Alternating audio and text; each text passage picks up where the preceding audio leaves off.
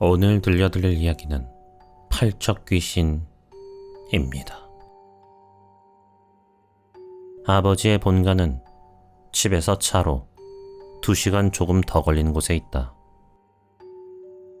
농가지만 왠지 그런 분위기가 좋아서 고교생이 되어 오토바이를 탈 수 있게 되자 여름방학이나 겨울방학 같은 때 종종 혼자서 놀러가곤 했다. 할아버지랑 할머니는 잘 왔어 하며 기뻐하며 맞아주셨지. 하지만 마지막으로 간 게 고3 올라가기 직전이니까 벌써 10년 이상 가지 않은 게 된다. 결코 안 간 게 아니고 못 간 거지만. 그 이유는 이런 거다. 봄방학이 시작하자마자 좋은 날씨에 이끌려 할아버지 댁에 오토바이로 갔다. 아직 추웠지만 들판이 따뜻하고 기분이 좋아서 거기서 잠시 쉬고 있었다. 그랬더니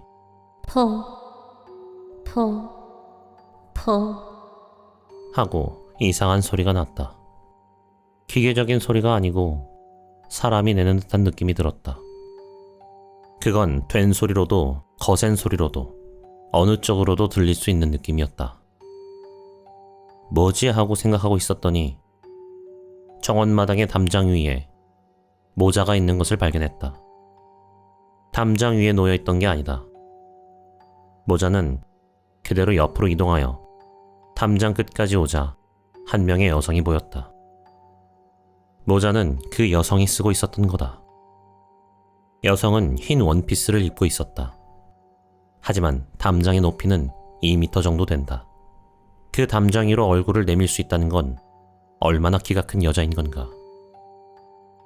놀라고 있으니 여자는 다시 이동해서 시야에서 사라졌다. 모자도 사라져 있었다. 또 어느샌가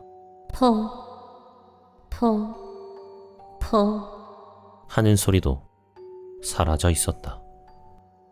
그때는 원래 키가 큰 여자가 밑창에 엄청 두꺼운 부츠를 신고 있다던가 키 큰 남자가 여장한 줄 알았다. 그 후 거실에서 차를 마시면서 할아버지와 할머니에게 방금 전의 일을 이야기했다.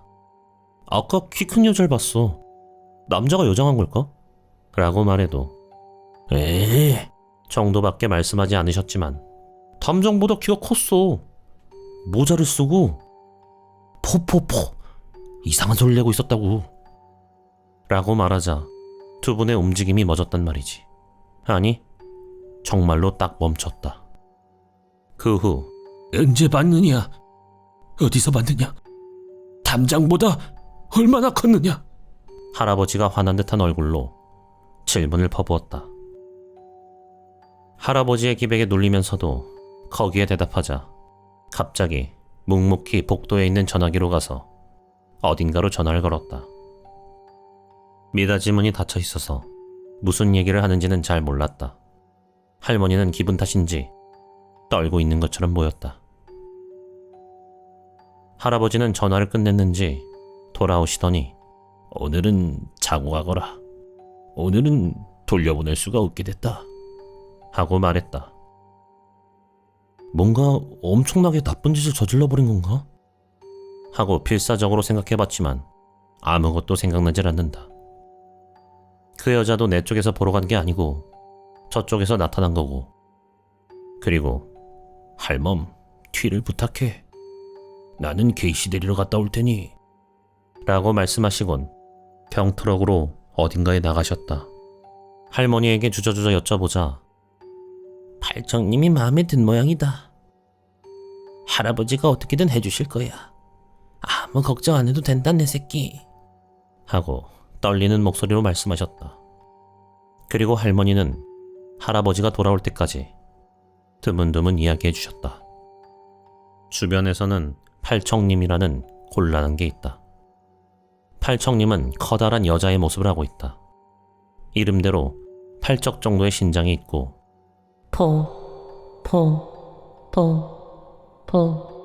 하고 이상한 웃음소리를 낸다.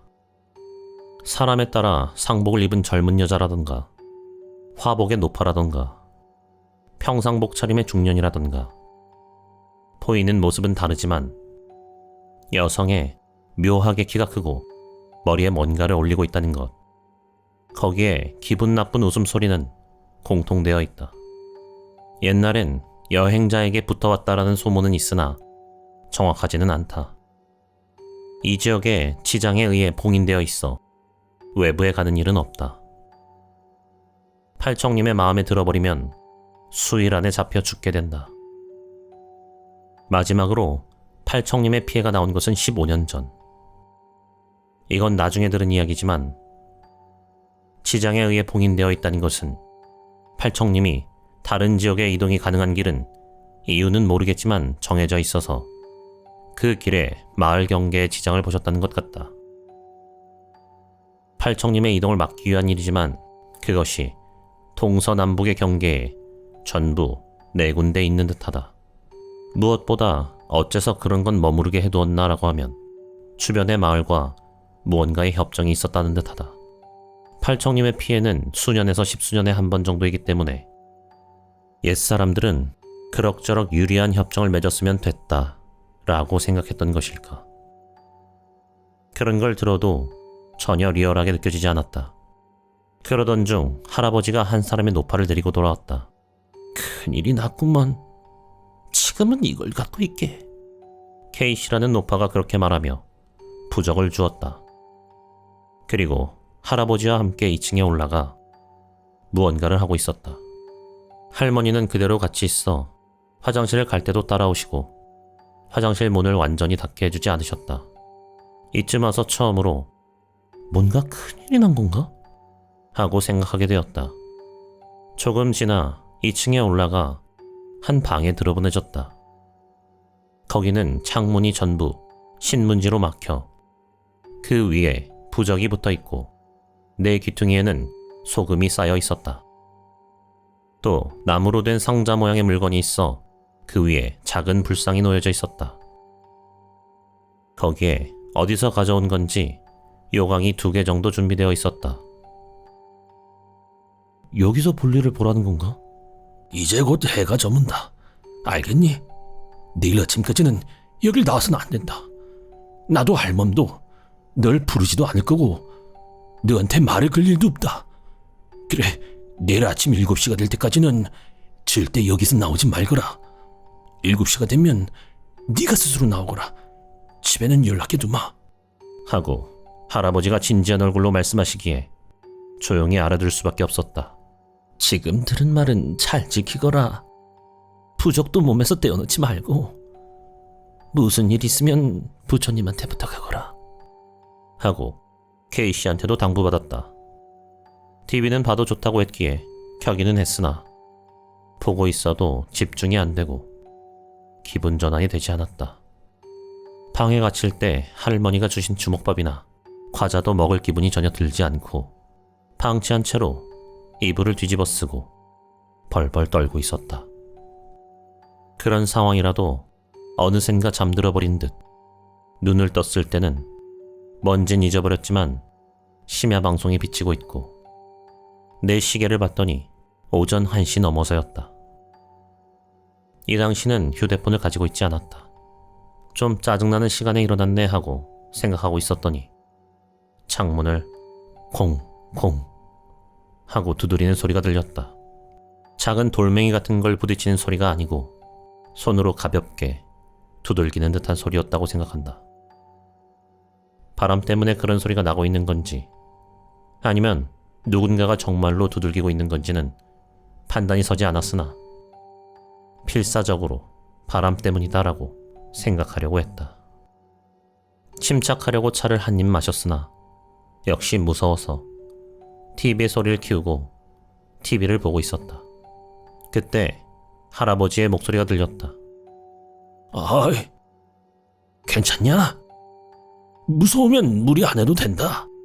나도 모르게 문 쪽으로 다가갔지만 할아버지의 말을 금방 생각해냈다. 또 목소리가 났다. 왜 그러냐? 이제 나와도 돼. 할아버지의 목소리에 한없이 닮아있지만 저건 할아버지의 목소리가 아니다. 어째선진 모르겠지만 그런 느낌이 들어서 그리고 그렇게 생각한 동시에 닭살이 돋았다. 문득 구석의 소금산을 보자 그 위쪽이 검게 변색되어 있었다. 바로 불상 앞에 앉아 부적을 꼭 쥐고 살려주세요 하고 필사적으로 빌기 시작했다. 그때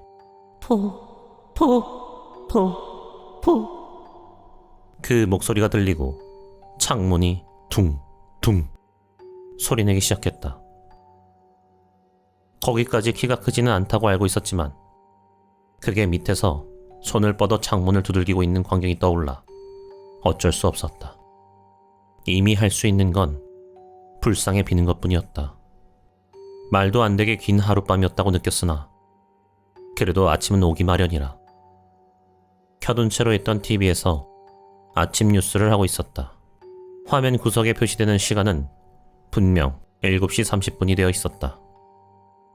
창문을 두들기던 소리도 그 목소리도 어느샌가 그쳐 있었다. 아무래도 잠들던가 기절해 있던가 했던 모양이다. 소금산은 더욱 까맣게 변해 있었다. 만약을 대비해 자신의 시계를 보니 거의 같은 시각이었기에 주저주저 문을 열자 거기에는 걱정스러운 얼굴을 한 할머니와 케이씨가 있었다. 할머니가 다행이야, 다행이다 내 새끼 하며 눈물을 흘리셨다. 아래에 내려가자 아버지도 와 있었다. 할아버지가 밖에서 얼굴을 내밀며 빨리 차에 타거라 하고 재촉해 마당에 나가자 어디서 가져온 건지 승합차가 한 대 있었다. 그리고 마당에 몇 명인가의 남자들이 있었다. 승합차는 9인승으로 가운데 줄의 중앙에 앉혀져 조수석에 K씨가 앉고 마당에 있던 남자들도 모두 올라탔다. 전부 9명이 타고 있어 8방향 전부 둘러싸인 형태가 되었다. 큰일 났구먼.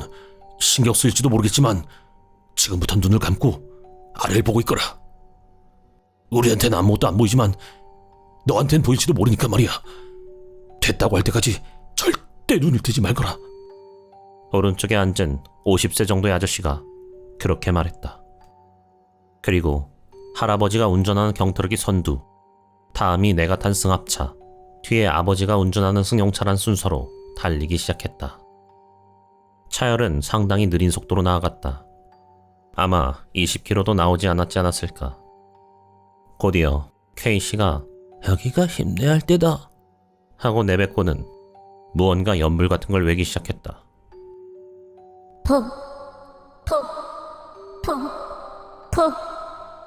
또 그 목소리가 들려왔다. K씨로부터 받은 부적을 꼭 쥐고 말한 대로 눈을 감고 아래를 보고 있었으나 어째선지 실눈을 뜨고 밖을 보고 말았다. 눈에 들어온 것은 하얀 원피스. 그것이 차를 따라 이동하고 있었다. 그 큰 걸음으로 따라오고 있는 건가? 머리는 창문 밖에 있어 보이지 않는다. 하지만 차내를 들여다보려 했는지 머리를 숙이는 모습을 시작했다. 무의식적으로 하고 소리를 냈다. 보지마 하고 옆에서 거친 목소리를 냈다. 당황해서 눈을 꼭 감고 더욱 강하게 부적을 쥐었다. 쿵 창문을 두드리는 소리가 시작된다. 주위에 타고 있는 사람도 짧게 목소리를 낸다. 저건 보이지 않아도 목소리는 안 들려도 소리는 들리는 모양이다.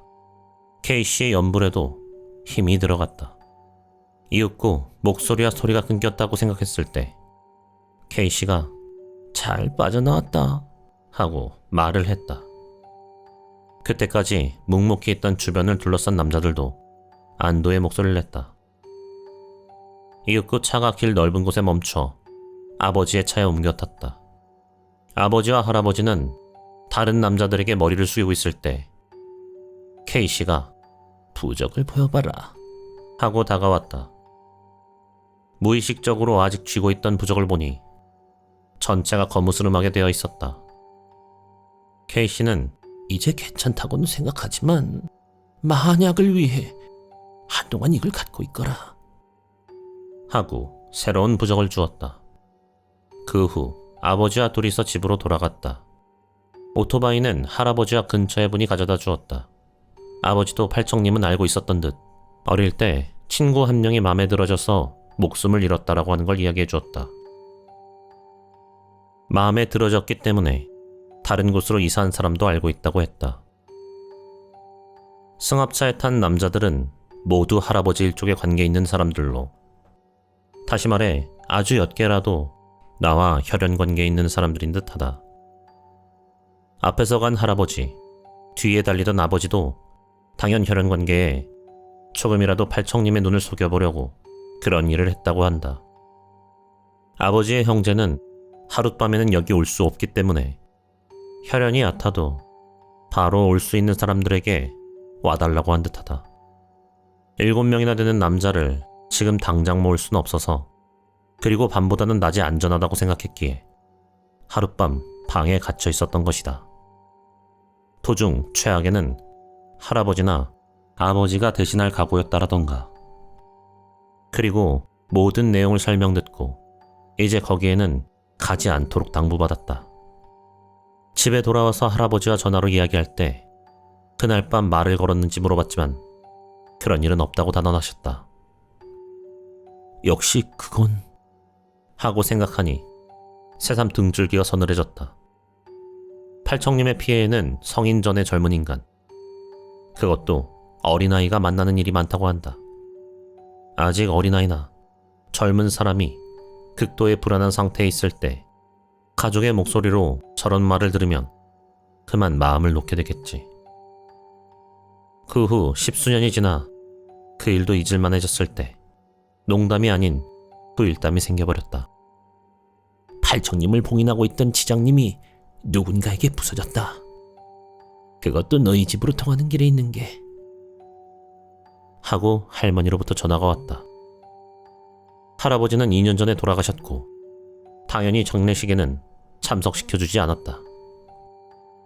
할아버지도 일어서실 수 없게 되신 이후에는 절대 오게 하지 말라고 말씀하셨다고 한다.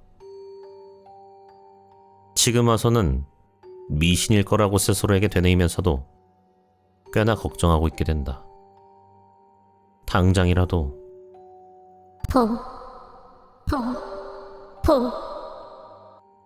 그 목소리가 들려온다면.